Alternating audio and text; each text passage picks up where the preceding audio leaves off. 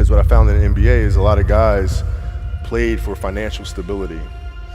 And when they came to the NBA, they got that financial stability. So therefore, the passion and the work ethic and the obsessiveness was gone. So the one thing when I see with you, and I think about like brain and I think focus, like you know how so many different things brain can get distracted on, and I'm going to put focus on this and focus on this and focus on this. Mm-hmm. Do you think one of the edge you had over everybody else was the biggest percentage of your focus was on one thing? Mm-hmm. Do you see it that way? Like that was my edge over everybody else?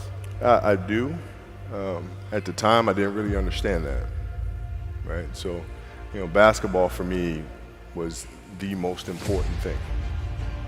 So everything I saw, whether it was TV shows, whether it was books I read, people I talked to, everything was done to try to learn how to become a better basketball player.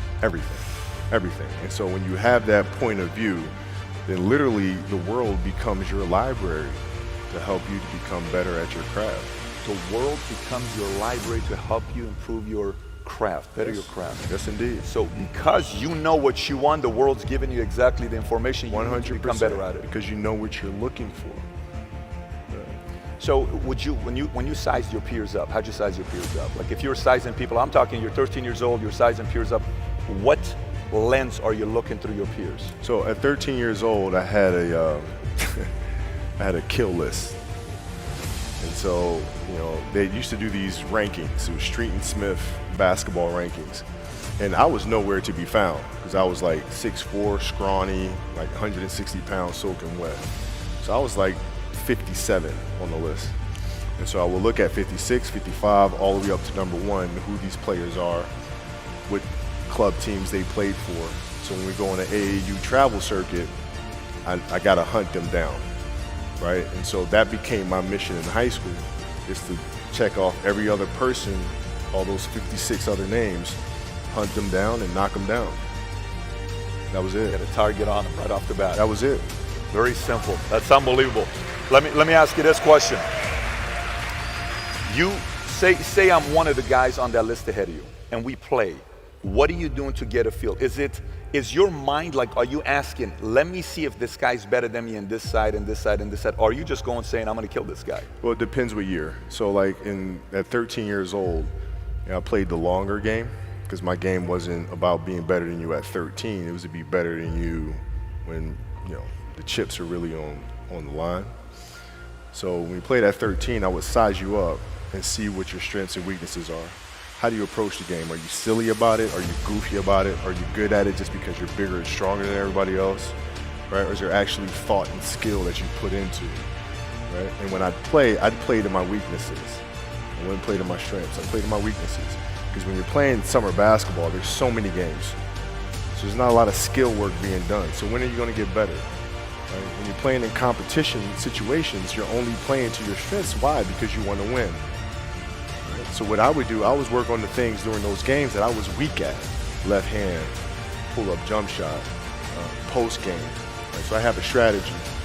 And so then fast forward to when I'm 17, and my game is completely well-rounded, and that player at 13 that I saw at 13 is still doing the same shit at 17.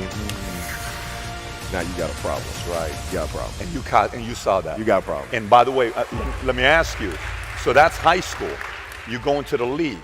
When you're going into the league, you're going with a lot of guys that were, you know, same age, you know, same class as you were going in. Yeah. Were you sizing those guys up the same exact way as you did in high school? I did, but you know, in the NBA, it was actually easier. Because what I found in the NBA is a lot of guys played for financial stability. And when they came to the NBA, they got that financial stability. So therefore, the passion and the work ethic and the obsessiveness was gone. So I'm looking at that, I'm like, oh my God, it's gonna be like taking candy from a baby. No wonder Mike wins all these fucking championships. It's like, this is crazy. You know what I'm saying? And then you had the players that had that passion, but weren't willing to commit their entire lives to doing that, right? It's a choice, right? You have other things, you have family, you have all these other things that you have to do. The game can't really be your #1 priority. And so I was just looking at that like, man, this is gonna be fun. In the muse, you said I knew you couldn't do what I was doing because I was obsessed. I'm paraphrasing. And then you said whether it's friends, relationship, it didn't matter. It was all basketball. Yeah. If I'm buddies with you from high school, if I'm a cousin of yours, what happened to our relationship? How did that gravitate when you went into the league and you're determined to become the greatest, or you're determined to become one of the greatest? What happens to our relationship? Oh, it suffers. It does suffer. Oh, yeah. Okay. Yeah. And you understood that. You were okay with that. Well, yeah. And the people that love you, like friends and family, like they know that about you. Got it. So they let you be you. And when you reconvene, you pick back up where you left off. But make no mistake about it, everything in between is lost, right? So those long-term relationships, the commitment of time of, taking like I see a lot of players take vacations with other players that are close friends, or just take vacations just to take vacations, or just hang out just to hang out. Like I never did that. Why not though? Why didn't you do that? Well, because when I retire, I didn't want to have to say, I wish I would have done more. I don't want that. I don't want that. So, okay, so you come in, it's very powerful what you just said. Some of your peers were in it for the money, so they got the money. Okay, great. Buy a house for my mom, dad wanted that car, get this, get that, have fame, go to different cities, I'm partying, I'm doing all this other stuff. Who were some of the guys that you saw and you watched that weren't just driven by the money? Were there some names that you looked at and says, these three guys are as crazy as I am? At the time, I deal with what I've referred to as Goat Mountain. I went to Goat Mountain and I talked to Magic, Michael, Bird, Hakeem Olajuwon, Jerry West, Oscar Robinson, Bill Russell.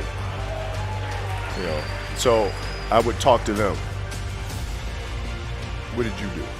What were your experiences? Michael in particular, he's become my big brother. Been my big brother since I first came in the league. And what was that process like?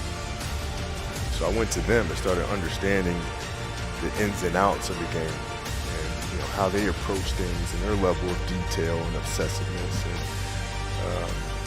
that's what I did. Why do you think, and first of all, let me ask how it felt, but I'm curious to know why you think as well. How did it feel knowing, like, from the moment you got into the league, the guy at the time is the greatest of all time, everybody wants to be like Mike, Gatorade, all this stuff. The level of respect he had for you when he spoke about you was different than everybody else. And you're an 18, 19-year-old kid at that time. Yeah. How did that feel when you heard how he spoke about you? It made me feel good, but like what I told him, I was like, you didn't say anything I didn't already know, so.